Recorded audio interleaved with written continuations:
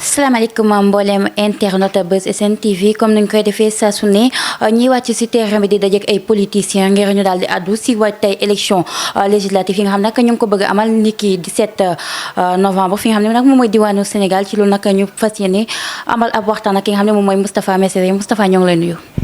waaw jërëjëf soxna si maa ngi lay nuyu maa ngi nuyu waa Buzz Sénégal yëpp ñi nga xam ne ñooy bàyyi xel jataay bu am solo bi di jiital ci nuyoo bi ak siyaar bi Cheikh Mouhamadou Mountakha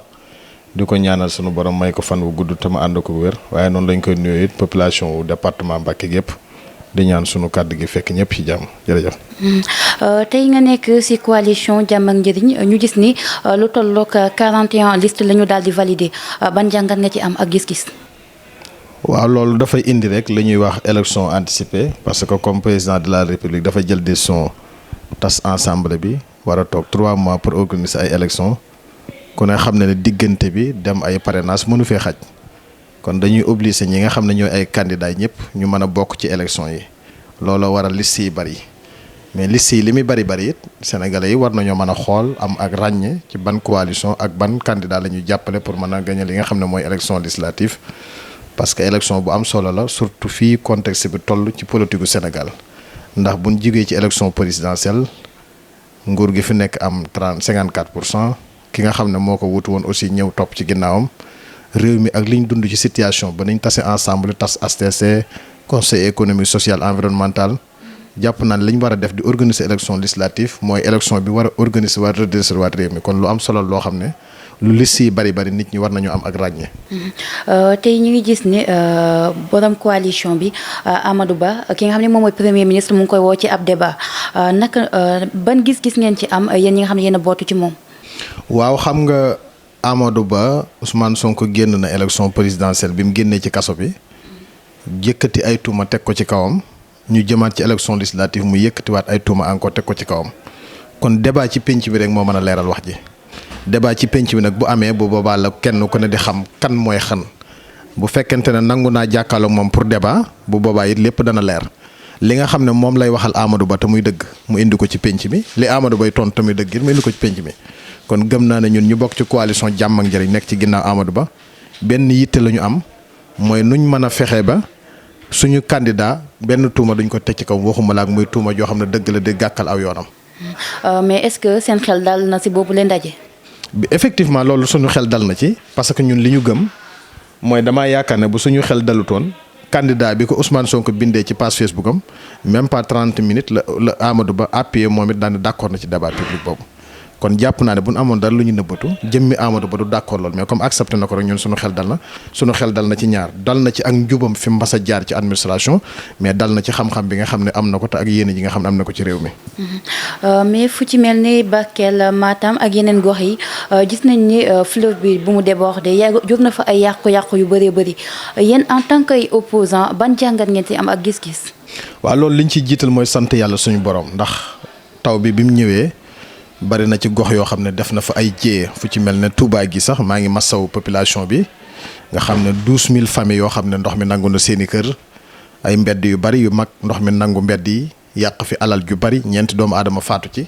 kon jàpp naa ne ak lu mën a dal ci fleuve bi ci côté Bakel bi it jàpp naa ne li dal Touba mooy li gën a compliqué loolu nag bu amee li ñuy def mooy masawu population bi ñaanal it Serigne Touba Cheikh Mouhamadul Mountakha mi nga xam ne bi mu amee moo ci njëkk a yëkkati 200 millions dugal ko ci. daanaka mën naa ne sax def li nga xam ne mooy plan Orsec ndax plan Orsec ni ñu ko mën a defee mooy dajale say force ngir génn nit ñi ci ndox mi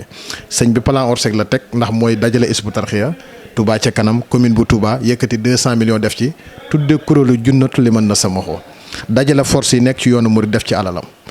ñoom état ñoo def seen recensement ci njiital sous-préfet ñu indi recensement 12000 nangam famille yoo xam ne dañ ne ñii ñoo loru ci ndox mi sëñ Mountakha teg ay magasin ci dëkk bi 6 magasin benn bi ko ni sëñ Cheikh Saliou benn bi jàkkay sëñ Mbaye Ndiaye benn bi buntu kër Soxna Astou Gawane benn bi marché Guédé yoonu Ngiraneen ak tali bu bees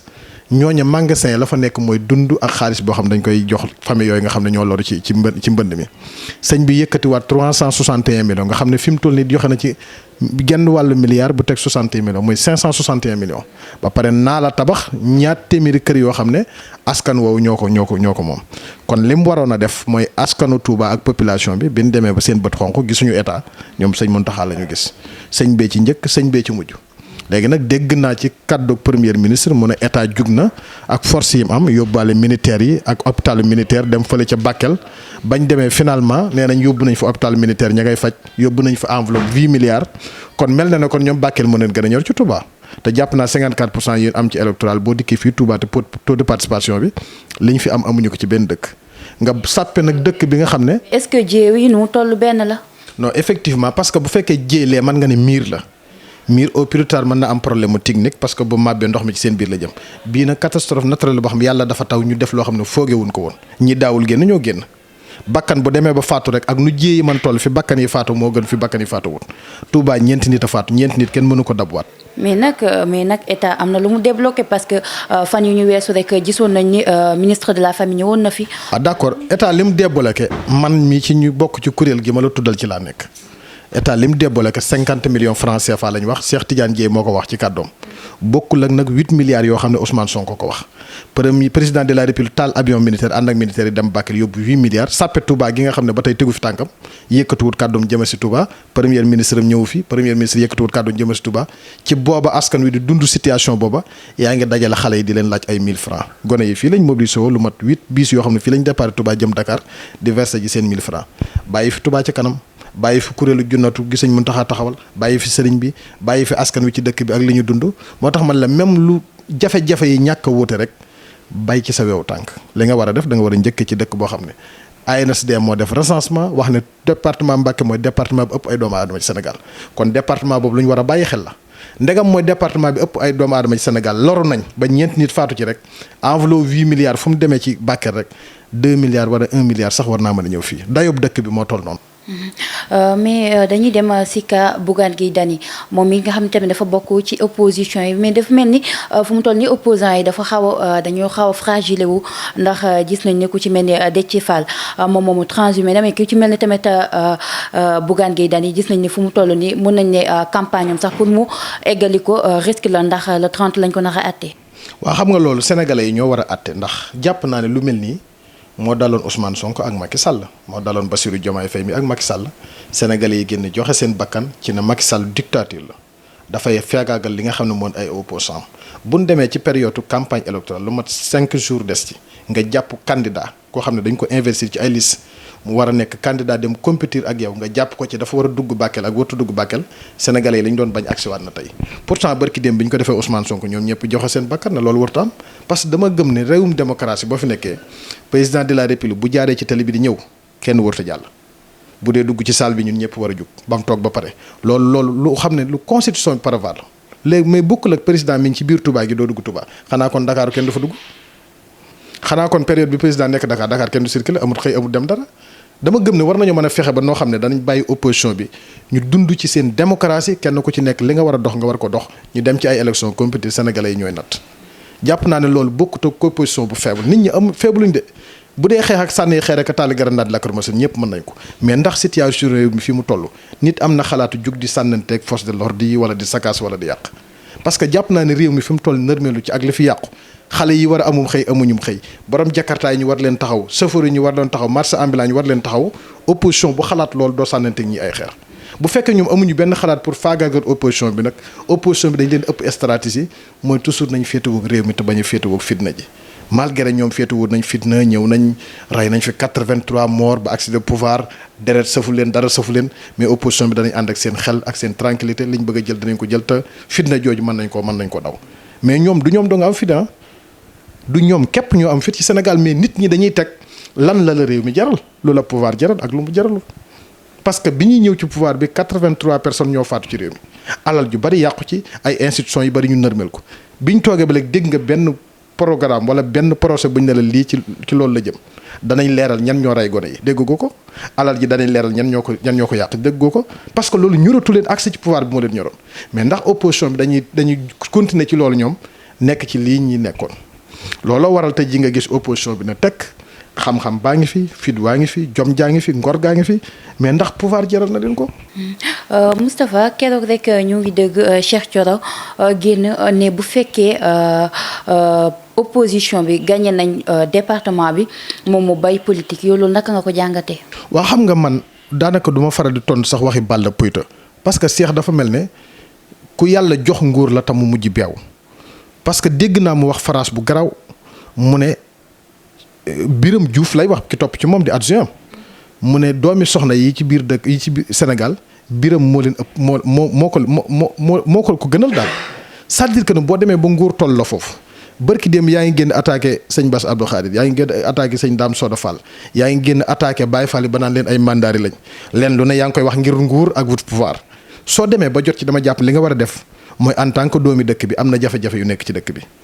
12000 nangam famille génn nañ seen i kër seex foofu la waroon a jëmale ay waxam nan la ñuy fexe ba saafara loolu sëñ Mountakha yëkkati na 561 millions def ko ci nan la ñuy fexe ba jëmale foofu ay xalaatam mu dab muy mouvement doomu daara patriote bi taxawoon ne Touba moo leen ñor bind kaamil yet Ousmane Sonko jël xaalis yët ko situation bi dëkk bi dund loolu lañ waroon a jëmale seen ay xalaat mais le fait que ñu ngi continuer di saaga Touba di saaga sëriñ si di leen gaaruwaale nappaaji bëgg-bëgg askan wi dafay mel ne kon li taxoon ñu accès au pouvoir ba tey xamuñu ko nguur nag ñaar la nguur ñaar la mooy yet la bu nekk ci mbedd nit dana ko for dof dana ko for ku ko for ak na nga koy jëfandikoo dama jàpp ne nag Cheikh Thioro daf bokk ci dof yu faru yat wi moo tax xamul nu mu koy utiliser jàpp na ne fi mu ne mi ngi ci pouvoir yoo xamante ne mi ngi ci dernière puissance yoo xam ne lu ko neex wax ak lu ko neex def mais ñiy bàyyi xel ay waxam aussi ñoom lay convaincre mais man personnellement bi muy jug di wut ba ni mu amee taxut ma bàyyi ko xel moo tax daanaka ay waxam dama ci faral di dugg. mais actuellement daan nañu gis campagne yi buy jot ak campagne bu munti doon maire yi dañuy tàkku ànd ak kenn mais actuellement mu mel ni maire yu diwaanu Touba yi ku ci mel ni maire bu Touba waaye maire bu Mbacké ak ñeneen ak ñeneen kenn déggu leen ci leer na. waaw dégg nag mën naa am ndax fii may wax ak yow tey jii di vendredi am nañ audience ak Ousmane Sonko te ñoom maire yi demoon yëpp jël nañ décision dañ koy jàppale bref ma ñëw foofu. Macky Sall dafa falu 2012 toog fi juróomi at jàpp juróom-benn at soxlawul benn maire wala benn transhumance vision bépp daf ko defoon Sénégal yi dem liggéeyi élection yi mu fi organisé ba ni muy wàccee élection bu mu mës a bokk moo ko gagné ci Sénégal Macky Sall moom tey boo dee xool département Mbacké 16 communes yi ko composé PUDC boo jóge woon fii tey Touba dem Touba Mbul kay. maire yi fan lañ daje woon ak Diomaye. non Ousmane Sonko lañ dajal tey jii nii may wax 16 maires yëpp dajal nañu ma am ak moom audience. bu njëkk ci département Mbacké mooy département bi gën a dellu ginnaaw PUDC ñëw boo jóge woon fii tey dem Touba Mbul Kayel piste moo fa nekkoon mujj na président Macky Sall def fa ab tali dëkk yu bëree bëri am nañu ndox am nañ problème électrification rurale ak leneen kon PUDC bi am na lu mu leen rek leen ànd bi ñu àndoon ak Macky Sall li ñu waxoon seenu askan mooy dañuy ànd ak Macky Sall ngir tabax seenu gox te ñoom ñëpp maase nañu xam ne am na lu leen PUDC bi defal programme d'urgence développement communautaire ma jàpp ne mënoo toog mois de mars 2024 nga jàkkaarloog Macky Sall di xeex Ousmane Sonko ak Bassirou Diomaye Faye ñoom ñu agsi au pouvoir 6 mois nga wanaat Macky Sall ginnaaw àndaat ak Bassirou Diomaye Faye di xeexaat Macky Sall askan wi li ñu war a xool mooy maire yooyu ñan lañ ndax seenub dëkk leen ñor wala dañoo téye population def ko ci mbuus di ko jaayee seen programme bopp saa buñ bëggee dem ànd ak nguur rek dañu laytoo askan wi suñ demee ba toog di lekk seen salaire yi nga xam ne Macky Sall la ko yokk ak seen ay privilèges ñu fàttiwaat askan wi ndax dañuy continuer ci loolu d'ailleurs maire yi dañ ne woon dañuy neutre lu ñu bëggoon audience toog nañoo Ousmane Sonko tey jël nañ position ne dañ koy jàppale ndax dañuy demaat gagné seen électoral ñëw ne Ousmane Sonko ñoo ngi ni ñoom moom suñu commune Ousmane Sonko jox leen ay privilèges ñu fàtte ci seen dëkk ndax dañuy continuer askan danañ nangu lool wala duñ ko nangu parce que li ma gëm mooy foo mën a dem ci communes yi da nga fa fekk lu fa Macky Sall def seen salaire fa mu ko fekkoon daf ko yokk di leen ko fay ci heure ba kon kooku ñàkku leen defal nguur la perte rek dem wanewaat nañ ginnaaw meebaat seen i mbuus ne tey ji dañuy ànd tey ji ak Ousmane Sonko ndax lan pouvoir képp ma jàpp ne li ñu war a xool mooy jogomaay mii nga xam ne moo nekk ci Sadio àndu maag moom bokkuñu fu ñu far mais bu Ousmane Sonko ñëwee ba nëgë ne jogomaay buusawut fi mu toog def na opposition ñu bëree bëri ñu jàpp leen dem ci kaso bi jàpp leaderam dem ci kaso bi Macky Sall man ci moom lu ne woo ay moromi meeram ñëpp dem mennum jogomaay rek reste fa nekk ngor googu wër jogomaay wër leen ko woon a ëppale dañ ko waroon a xool ci lim nekk ñàkk ànd ak président de la république wala pouvoir tiiwul nga defar sa gox jogomaay amoon na bilan mi ngi doon liggéey te gone gu ndaw la maire yi yëpp ko mag ñu ci bari ay baayam lañ mu toog fa mu toog ci ngorom di xaar nguur tey di xaar pouvoir tey jii mu dem de lépp ñëwaat ci loxo ñoom ñëpp mais bu waat takkatu mbuus dem jaayiwaat seen bopp te ku ciy dem nag boo toogee premier ministre li nga koy wax mooy sama dëkk lii lañ soxla sama dëkk laa lañ soxla soo demee ba pouvoir boobu ñëw tey nga fàtte dëkk ba dem ci leneen kon jàpp naa ne audience bi doonu woon priorité ci ñoom. mais c'est en parlant mais gis nañ ni am na benn maire bi nga xam ne bokk na ci seen liste mooy maire bu Touba Fall moom bokkoon na ci rencontre bi. effectivement bokk na ci audience bi parce que moom woote na sax confirmé ne premier ministre moo leen woowoon pour toog waxtaan nañu situation dëkk bi maire yi jël nañ engagement moom suñ ñëwee dana waxal boppam en tant que ko bokk ci suñu liste coalition Jàmm ak Njariñ ñu investir ko dana wax ba xam moom jël na position fee wala jël na position fii en tout cas démb ba bi ñu jógee fii ci guddi mi ngi ak ñun te waxuñu dara comme dem na ci audience ñëw moom mooy waxal boppam ba xam fan la féet tànk moom da nga koy tàlla mbaa nga bank ko bu dee mi ngi ci Amadou Ba dafay officiel mu leer bu dee mi ngi ci Ousmane Sonko dafay officiel mu leer en tout cas bu fekkee mi ngi ci Ousmane Sonko ñun attaqué nañ ko guerre parce que dañuy politique li ma gëm mooy mënoo bañ Ousmane Sonko démb ñëw ci Amadou Ba ñu dugal la ci liste tey nga dem toog a Ousmane Sonko jël position nii nga ñàkk jël position dafay clair bu dee ànd nag Amadou Ba tànk ak tànk mbagg ak mbagg day campagne bu dee ànd ak moom tànk ak tànk mbagg ak mbagg day resté loolu moom nëbbu ma ci dara parce que ñun bi ñuy dem département Mbacké 16 communes ñoo fi nekk maire yëpp lañ sàppi kenn dugg ci liste Amadou Ba seul moo ci dugal ku ñu wax El Hadj Ñing benn maire lañ investir ci tous les départements opposition bépp benn maire lañ fi investir parti au pouvoir moo investir Diomaye bu Sadio amul benn maire bu ñu dugal ci benn liste loolu xam nga cër la su jugee tey dem wujju Ousmane Sonko bu ñëwee moom mooy rendre compte coalition bi mu wanoon ginnaaw ndax damaa bokk wala bokkuma ndax maa ngi fi ba tey wala nekkuma fi ba tey parce que ñun ba tey ñu ngi fi audience ak Ousmane Sonko bu ñu ko bëggoon léegi balaa bët seen ñu am ko mais lum ñu jëriñ amaluñu njëriñ amaluñu benn njëriñ parce que dañu jëm ci ay échéance électorale boo xam ne jàpp nañ ne ñun suñu góorgóorlu liñ bëgg mën nañ ko am mais nag foofu ma gisee ci ne 54% yi rës na parce que mënoo nekk au pouvoir moyen de 6 mois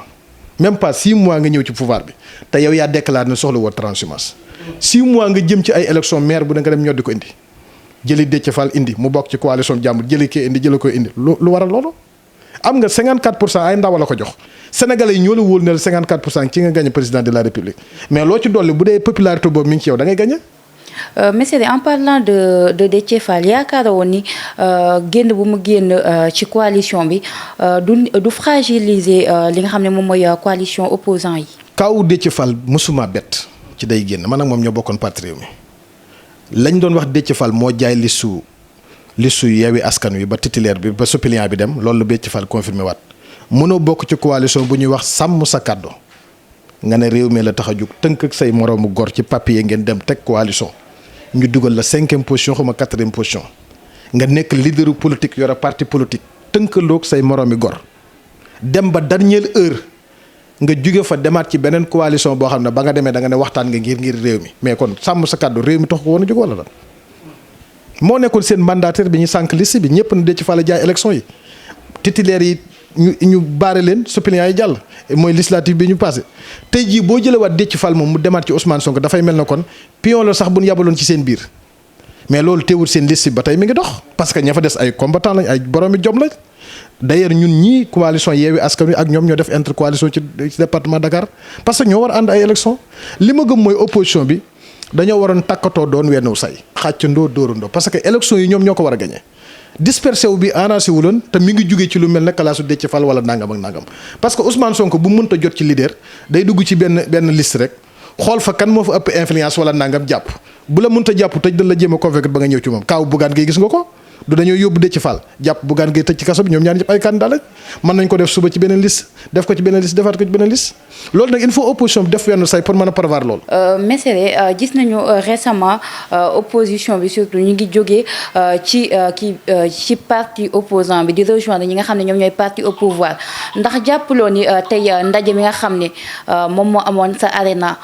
ci loolu it ñu daal di yëkkati ay xaalis ngir collecté ngir jàppale ñi nga xam ni ñoom ñooy mooy Ousmane Sonko wala sax parti mooy waa Pastef ngir jàppale leen ci élection yi jàppoo ni loolu xëy na dafa xaw a tiital tuuti ñi nga xam ne ñoom ñooy parti opposant yi. non xam nga mënul leen a tiital parce que li ma gëm mooy mënoo daan woote terrain ak APS espace bu ne duy nga ko ci Ndakaaru nga dem ba yow benn espace rek nga am mooy Dakar Arena mooy 15200 places kon yow mënatoo mobiliser mbooloo fenn fu ne ci département jëlee nga fa mbooloo pour ñu ñëw contribuer 1000 francs 15200 places nga mën a duy léegi terrain ak APS dana jël lu ëpp 15200 places nga mën a dem ba espace bu toll noonu rek nga mën a feesal amul kenn ku mu tiital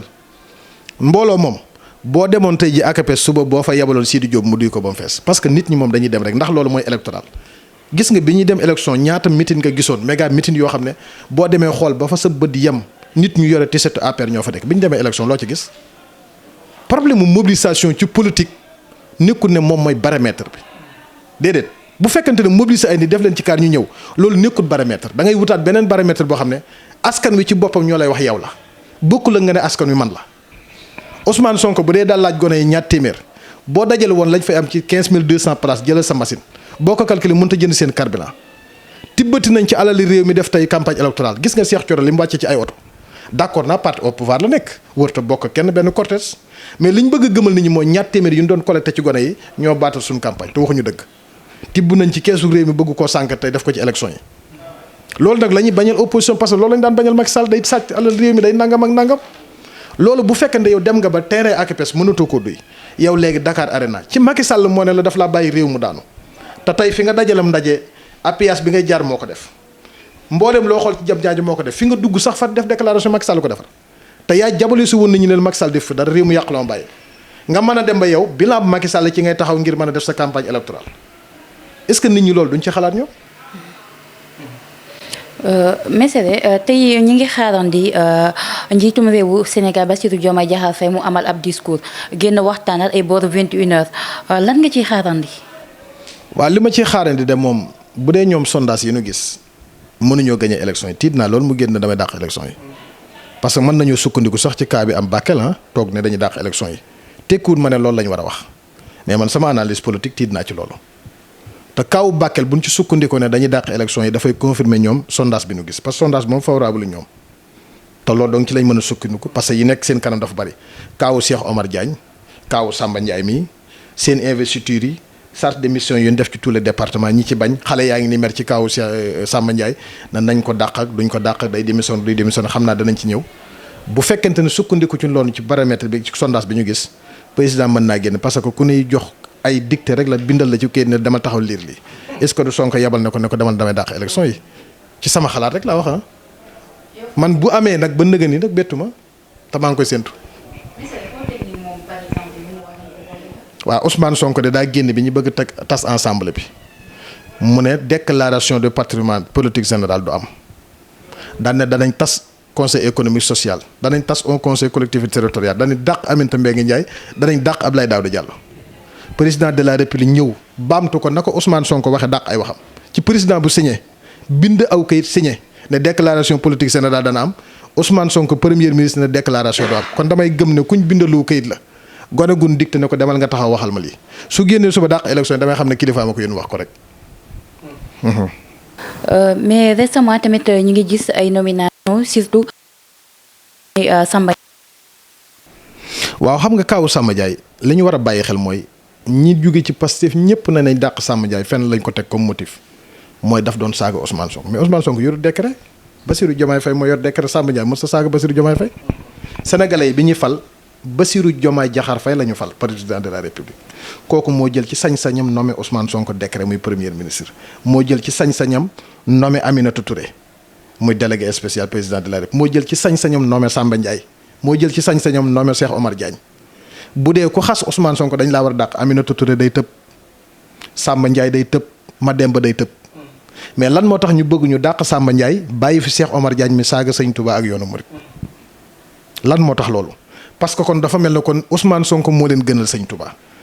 Cheikh Omar Diagne dafa wax ne jumaay Touba dafa am signe faramason déggoo benn pétition bu ñu sañee wala kenn ku jug ne nañ ko dàq ci Pastef dafa wax ne sëriñ si ay sàcc lañ dañuy def branchement d'argent ci weeru Muharram weeru gàmm weeru màggal déggoo kenn ku signé pétition ne nañ ko dàq dafa wax ne mbindum Sëñ Touba wérut dañ ko war a corriger déggoo kenn ku signé pétition ne dañ ko dàq bind nañ décret tey nommé Samba Ndiaye ñu ne nañ ko dàq ndax da daan xas Ousmane Sonko mais lu ci suñu yoon lu ci suñu yoon léegi da daan xas Ousmane Sonko amul décret moo tax falut Samba Ndiaye kin fal muy président de la république moo fal Samba Ndiaye moo fal Sonko moo fal Aminata Touré moo fal Omar Diagne bu ñu signé pétition nañ signé pétition kon ñu dàq Aminata Touré ak Omar Diagne ak Samba Ndiaye lu tax ñu bëgg a téye dàq Samba Ndiaye téye ñaar ñee kee daa saaga Sëñ Touba kee Ousmane Sonko la doon saag waaye mi ngi koy defaral man loolu rek laa ci mën a tontu. mu nga ko jërëjëf Mesere ñu bàyyi la nga tàggatuwaale. waaw tàggatoo bi ñu ngi leen di sant bu baax di leen gërëm ci taxawaay bi di ñaan li nga xam ne moom lañ jëm ci ay élections commencé ko ci suñu candidat Baye Alla Sylla ak coalition jàmm ak njëriñ bépp ñi nga xam ne ñoo ci nekk li ñu jëm ci ay élections suñu borom defal ñu élections yi jàmm yu sedd guyu mu nekk élections yi ànd ko dal yàlla may ñu ndam ci li nga xam ne ci la ñu jëm jërë ngeen jëf. mu ngoog di jaajëfal bu baax a baax Moustapha Messere moom mi nga xam ne tey mooy suñu invité ñu waxtaan ak moom si ay ponk yu bëri bëri di remercier bu baax a baax Modou Lo moom mi nga xam ne nag moom moo nekk ci caméra bi niki Babacar Diakhoumpa moom mi nekk tamit ci beneen caméra bi waaye tamit daal di yor wàllum technique bi di jaajëfal bu baax a baax mbokku internet yi di leen wax wéyandi leen ak i programme Buzz SN TV ni lañ koy wéyandiyee ak yeneen invité incha allah.